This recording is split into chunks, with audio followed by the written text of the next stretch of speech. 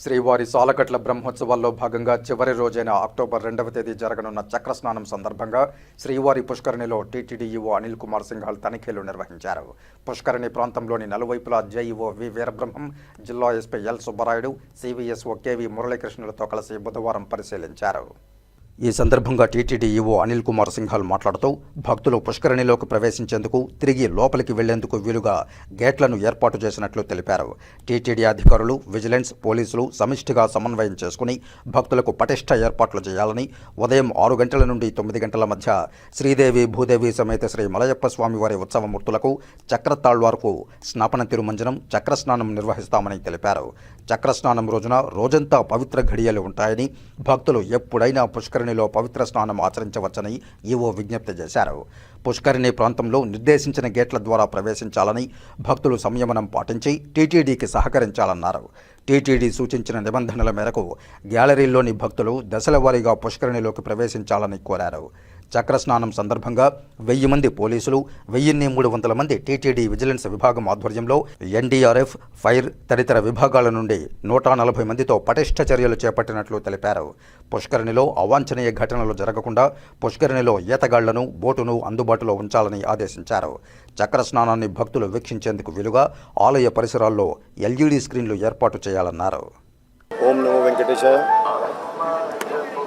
రేపు స్వామివారి సాలకట్ల బ్రహ్మోత్సవం సందర్భంగా జరుగుతున్నటువంటి చక్రస్నానం, ఏదైతే వేలాది మంది భక్తులు చక్రస్నానం కోసం రాబోతున్నారో వాళ్ళ కోసము ప్రణాళిక ప్రకారము ఏర్పాట్లన్నీ పూర్తి చేసుకునే ఉద్దేశంతో ఇవాళ సీనియర్ అధికారులు, జిల్లా సూపరింటెండెంట్ ఆఫ్ పోలీస్, అదేవిధంగా సిబిఎస్ఓ, చీఫ్ ఇంజనీరు అందరం కూడా కోఆర్డినేషన్ మీటింగ్ పెట్టుకొని ఇన్స్పెక్షన్స్కి రావడం జరిగింది. అయితే ఇప్పటికే ఎస్పీ గారి ఆధ్వర్యంలో మైక్రో ప్లానింగ్ చేయడం జరిగింది. అన్నీ దాదాపు 4 వీధులు కలుపుకుంటే ఒక 6 ఎంట్రీ పాయింట్స్, 12 ఎగ్జిట్ పాయింట్స్ ఇవన్నీ కూడా గుర్తించుకోవడం జరిగింది. ఒక 1000 మంది పోలీస్ సిబ్బంది రేపు ప్రత్యేకంగా ఈ పుష్కరిణి డ్యూటీ మీద ఉంటారు. అది కాకుండా సివిఎస్ఓ గారు ధరలు పనిచేస్తున్నటువంటి 1300 మంది సిబ్బంది కూడా ఈ క్యూ లైన్ మేనేజ్మెంటు, ఈ భక్తులు అంతా కూడా ఈ ఎగ్జిక్యూటివ్ అన్నీ కూడా పద్ధతి ప్రకారం ఉండాలనే ఉద్దేశంతో డ్యూటీ మీద ఉంటారు. ఎన్డీఆర్ఎఫ్ టీం 30 మంది, ఎస్డీఆర్ఎఫ్, అదేవిధంగా ఫైర్ డిపార్ట్మెంట్ స్టాఫ్, అదనపుగా మనం పెట్టుకుంటూ స్పెషల్ స్విమ్మర్స్, స్పెషల్ డిపార్ట్మెంట్ నుంచి వాళ్ళందరూ కూడా దాదాపు ఒక 130-140 మంది సేవలు అందిస్తారు. ఉద్దేశం ఏంటంటే ఎక్కువ మంది భక్తులు వచ్చేటప్పుడు ఎవరు కూడా ఇబ్బంది పడకుండా స్వామివారి పుష్కరిణిలో ఇబ్బంది లేకుండా స్నానం చేయగలగాలి. భక్తులతో కూడా ఈ సందర్భంగా విజ్ఞప్తి చేస్తున్నాం. మరీ ఎర్లీగా వచ్చి ఇబ్బంది పడకుండా, అంటే కొంతమంది దీనికి కూడా ఒక ప్రత్యేకమైన ముహూర్తం ఉంది, ఆ ముహూర్తంలోనే స్నానం చేస్తే బాగుంటుంది అనేది ఆ తాయప్రభుత్వంతో వాళ్ళు ముందుకు వచ్చి కొంచెం హడావిడి చేస్తూ ఉంటారు.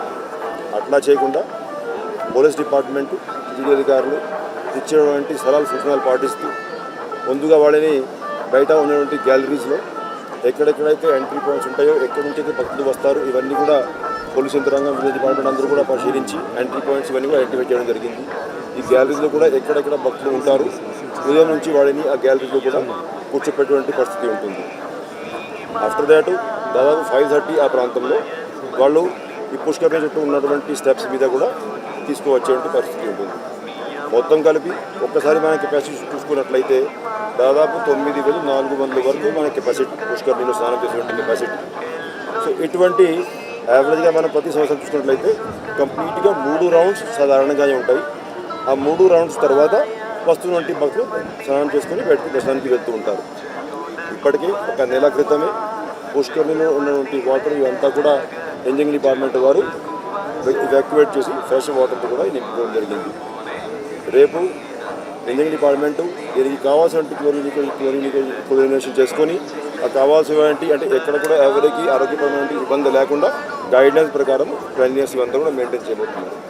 అదేవిధంగా భక్తుల కోసం చేంజింగ్ రూమ్స్, ఇప్పుడు పర్మనెంట్గా ఉన్నటువంటి చేంజింగ్ రూమ్స్ కాకుండా కొన్ని అదనపు చేంజింగ్ రూమ్స్ కూడా ఇంజనీరింగ్ డిపార్ట్మెంట్ ఈ సందర్భంగా ఏర్పాటు చేసుకుంటారు. కాబట్టి ఎవరికి కూడా రేపు పుష్కరిణి స్నానం చేసి ఇబ్బంది ఉండదు. ఎప్పటికెప్పుడు భక్తులు అందరూ కూడా vigilance department, security, police department ఇచ్చేటువంటి సలహా సూచనలు పాటిస్తూ ఇబ్బంది లేకుండా స్వామివారి పుష్కరిణిలో స్నానం చేసుకుని స్వామివారి ఆశీస్సులు పొందాల్సిందిగా విజ్ఞప్తి చేస్తున్నాం. ఓం నమో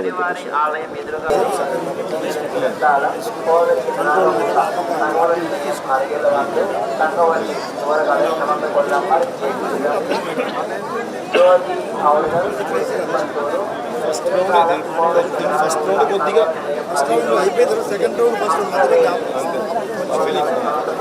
రావాలని వీళ్ళు పోవాలి. అంతే అంతే అంతే అది అయిపోతే ఇంకా అంతే. ఇంకా అప్పటి ఇంకా లైఫ్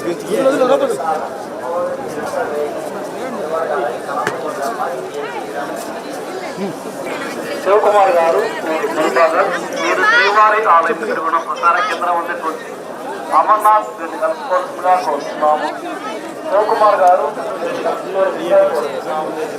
అంతే అంతే వాళ్ళకి విజిట్ చేస్తే మళ్ళీ వాళ్ళు మాకేం చెప్పలేదు, మమ్మల్ని కన్సల్ట్ చేయలేదు రాకుండా మంగమ్మ మీరు కలుసుకోవాల్సిందిగా కోరుతున్నాము.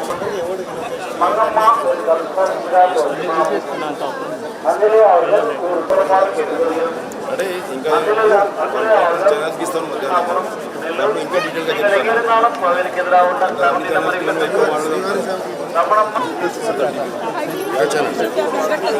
వన్ టు ఎంట్రీ అయితే ఉందో అది కూడా 5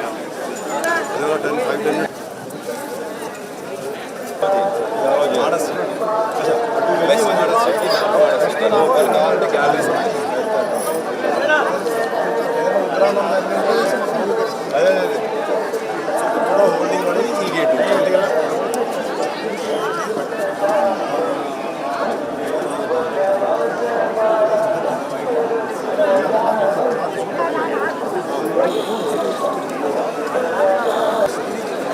నాకే బాధ లేదు.